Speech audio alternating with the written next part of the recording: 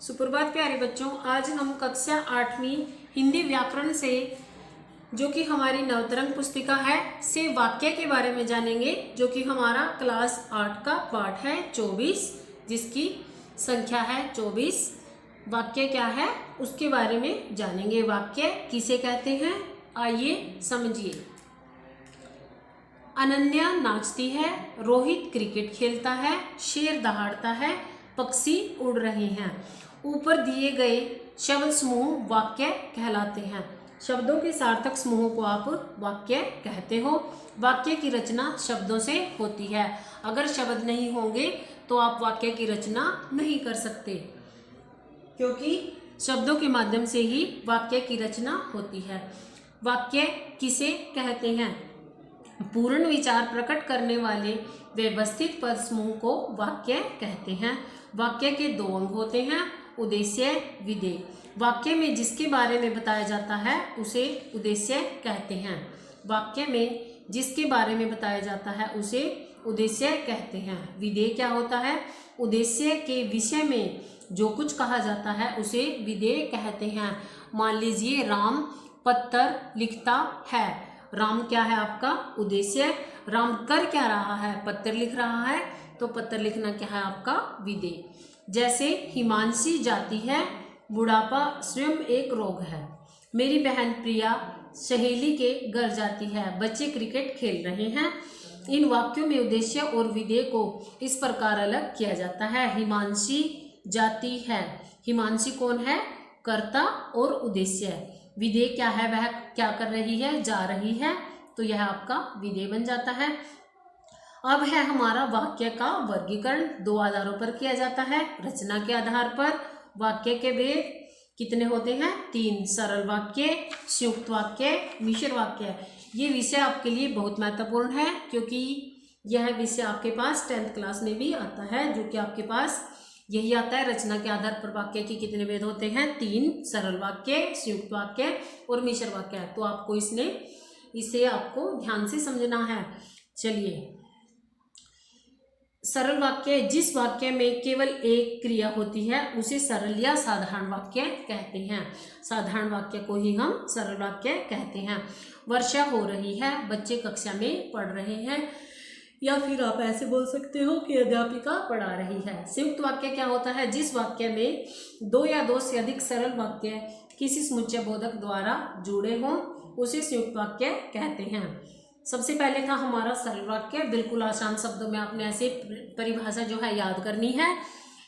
जिस वाक्य में केवल एक मुख्य क्रिया होती है उसे सरल या साधारण वाक्य कहते हैं। दूसरा है हमारा संयुक्त वाक्य। जिस वाक्य में दो या दो से अधिक सरल वाक्य किसी समुच्चय बोधक द्वारा जुड़े हुए हो उसे संयुक्त वाक्य कहते हैं। जैसे वह सुबह घर गया और सायं लौट आया। तुम चाय लोगे या कॉफी मंगवाऊं? तो उसमें क्या है? इसमें आपके लिए जो वाक्य है यह है किसी समुच्चय बोधक अव्यय से जुड़े हुए हैं। समुच्चय बोधक अव्यय के बारे में हम पिछली वीडियो में क्या है डिस्कस कर चुके हैं। अब है हमारा मिश्र वाक्य। मिश्र वाक्य किसे कहते हैं? जिस वाक्य में एक प्रधान उपवाक्य एवं अन्य आश्रित उपवाक्य होते हैं उसे मिश्र वाक्य कहते हैं। जिस वाक्य में क्या होता है? एक प्रधान होता है और दूसरा क्या होता है? उस पर आश्रित होता है, उसे क्या कहते हैं? मिश्र वाक्य। आइए उदाहरण से समझते हैं। प्रदीप ने कहा कि वह कल दिल्ली जाएगा। प्रदीप ने कहा, किसने कहा? प्रदीप ने, कि वह कहाँ जाएगा? दिल्ली। इस मिश्र वाक्य में प्रदीप ने कहा प्रधान उपवाक्य है, वह कल दिल्ली जाएगा आश्रित उपवाक्य है। ठीक है, तो इस प्रकार आज ऐसा कौन व्यक्ति है जिसने महात्मा गांधी का नाम न सुना हो? आज ऐसा कौन व्यक्ति है, क्या है? प्रधान उपवाक्य हो, और जिसने महात्मा गांधी जी का नाम नहीं सुना हो आश्रित उपवाक्य है।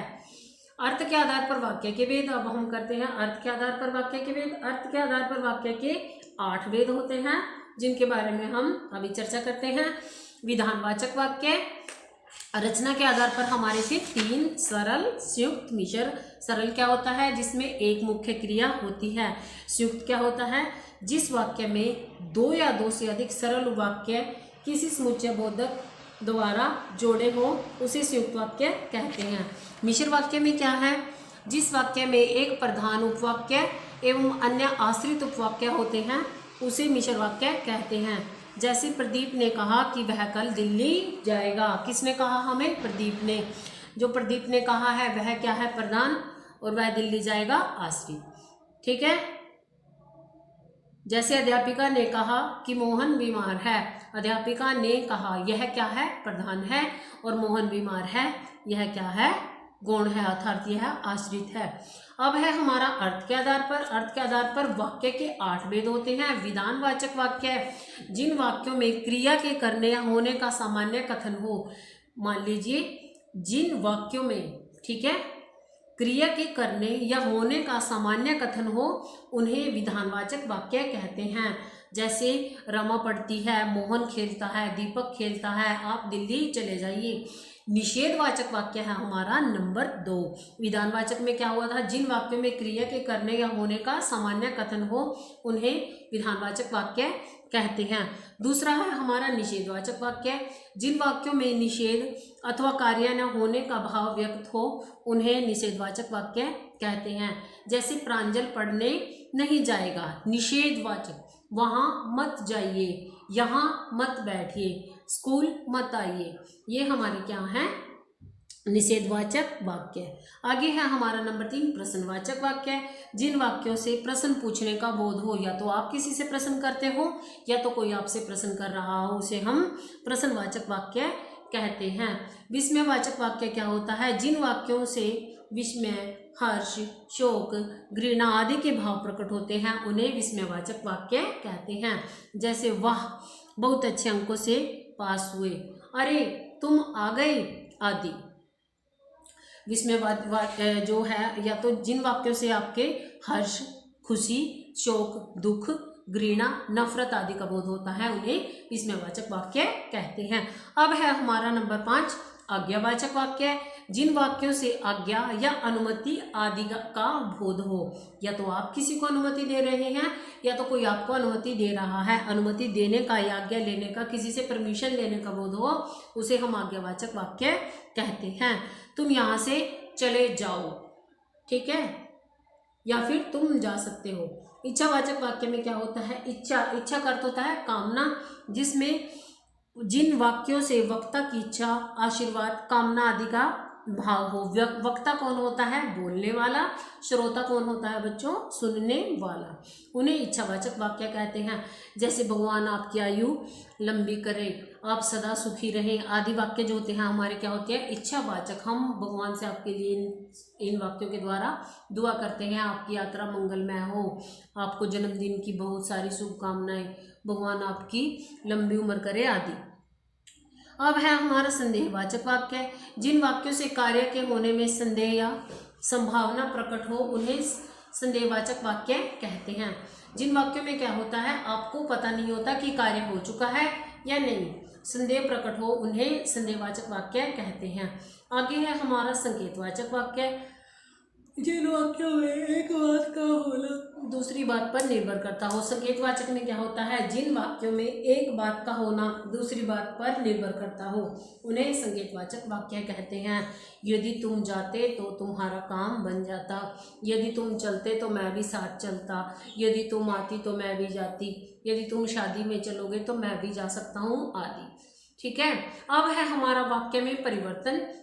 समझिए वाक्य में परिवर्तन। अर्थ के आधार पर वाक्य के 8 भेद होते हैं जो हम अभी कर चुके हैं। अब है रचना के आधार पर वाक्य का परिवर्तन, कि सरल वाक्य से आपको संयुक्त कैसे बनाने हैं, सरल से आप मिश्र कैसे बनाओगे और सरल से आप मिश्र कैसे बनाओगे।